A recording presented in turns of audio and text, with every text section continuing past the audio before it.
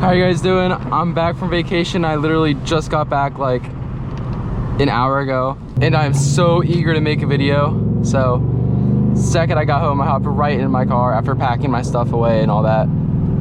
So yeah, so excited. I haven't driven my car in over 5 days, so I'm so excited. And I appreciate you guys' support so much, all the good comments and all the everything.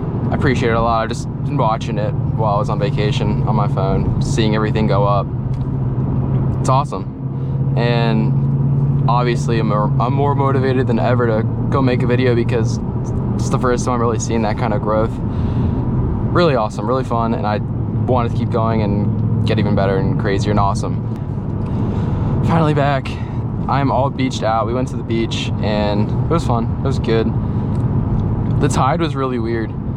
Normally low tide is like at 1 p.m., 2 p.m., but it was at 8 p.m. this year. So when we were swimming, it was pretty much high tide, but it was still good. There was some good waves, boogie board, have some fun. This EcoBoost being in front of me reminded me, I absolutely hate how for the S650 Mustang EcoBoost, with the automatics, they don't give you paddle shifters. I think it's so weird because it's totally a sports car, and I think like even like there's a lot of cars that you wouldn't even expect to have paddle shifters that would have it or that do have it, and for an EcoBoost Mustang to not have it, I think it's so weird and makes me hate the EcoBoost even more than I already do.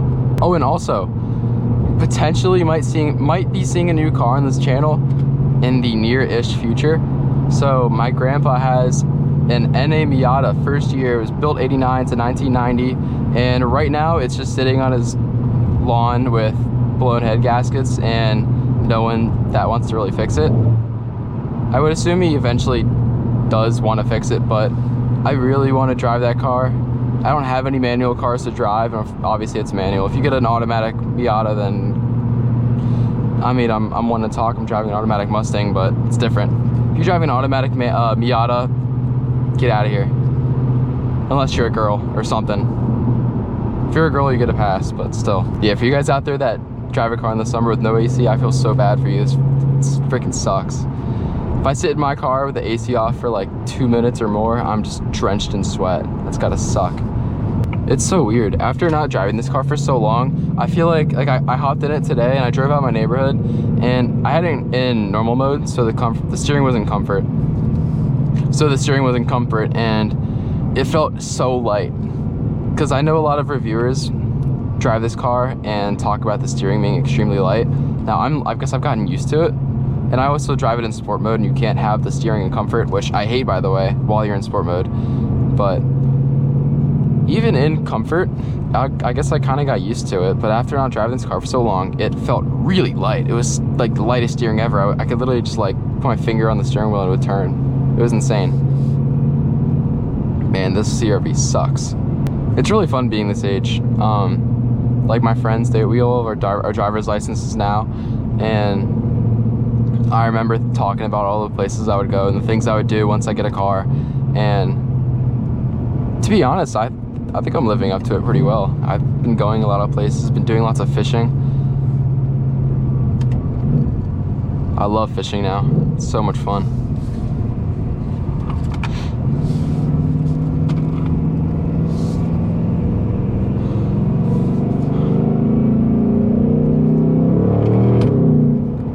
Of course the CRV's going the exact place I want to go. Look, the collision thing right there. I don't think it's not going off, but it's doing a little light, like you're getting close to the car ahead of you. Slow down.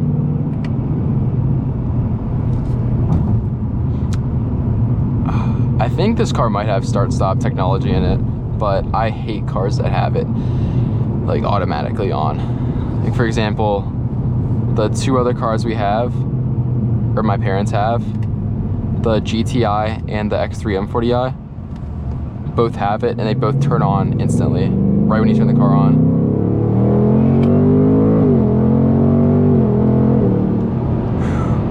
Dude, I love those shifts. Those shifts sound so good. It does like a whiplash sound. Even when I shifted into like, what was it, 4th gear? I think I shifted into 4th gear and it still did the whiplash sound. It was so cool. I love it. So much fun.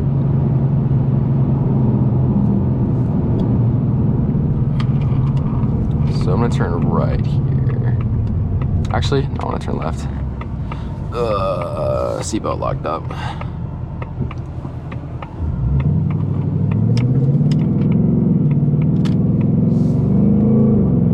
Hidden entrance.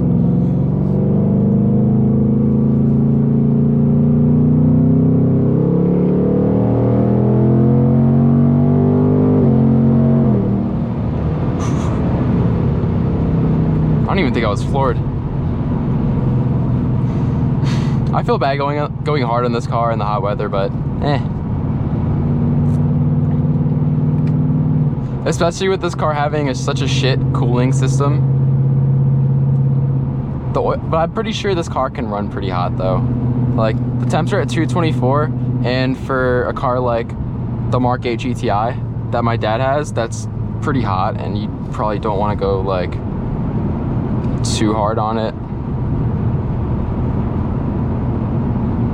because it's just not great for it. But this car, 224, is really healthy. I mean, I don't know about healthy, but it's fine. Because you do back-to-back pulls, you'll be at like 250 degrees, and that's hot. But this car can handle it, and the cooling does get so shit, I can imagine on a hot day. I've never actually done it before. We might have done it on the day we test drove it, so they didn't actually let me test drive it very much. They let me take it around the block, and that's it. And when they said take it around the block, they literally meant take it around the block. I tried to drive it like down one little street and then through a parking lot.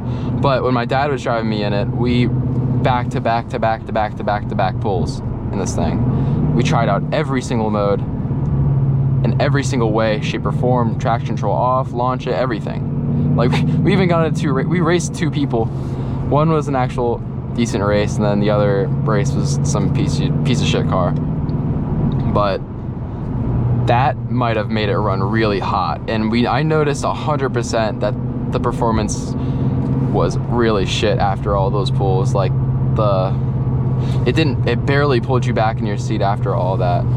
But whereas when we first got into the car and started driving it, it actually felt pretty nice. And another thing is, we didn't discover this until a little bit later.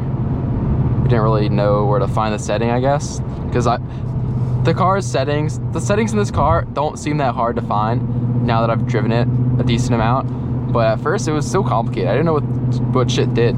So I always hit this button right here, this down mode button, and it puts you into sport mode. In that mode is the best, in my opinion, for just day-to-day driving and having it feel good.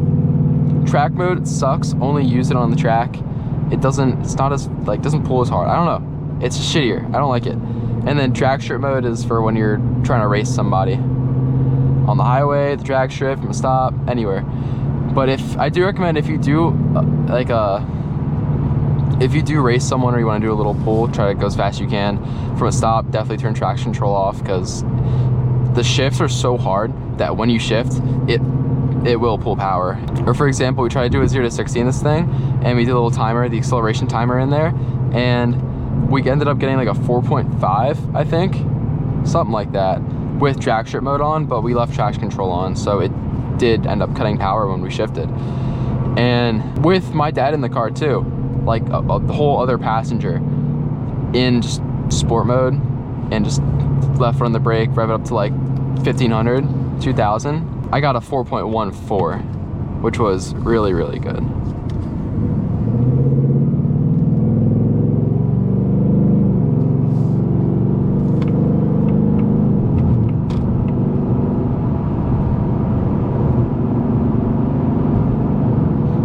And when I did that 4.1, it like dead hooked. I don't know if it dead hooked, it might have spun for a second, but for the most part, dude, it put its power down really well.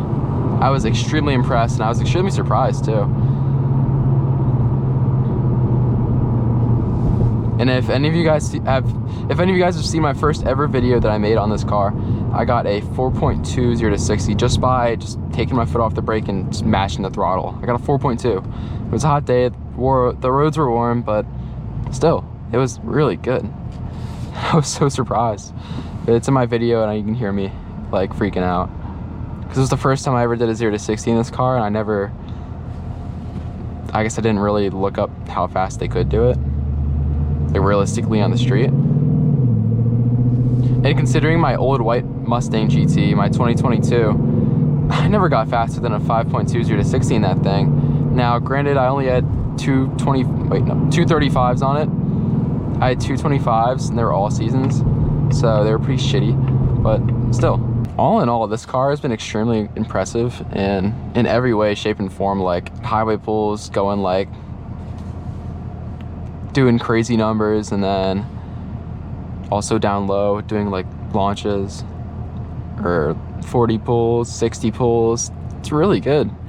It totally pulls you back into your seat. This car is a total rever. This thing sings up top. It's really good. It's also a great daily. Like this car's really comfortable going on extended trips. I don't know, it's just, the seats are really comfortable. The interior, it's futuristic, but it's not like, I don't know, I don't get car sick in this car, and it feels really nice. Like I would totally take this thing on a road trip, 100%. The only thing that would be annoying about it is, I guess, when you're going in like through tight spaces or tight traffic, it's the long car, but that's whatever. One downside of having a car like this at my age is it's a little stressful when you're driving because you don't want to mess it up, but it's the risk that I'm willing to take, and I agreed to take, and I'm doing it.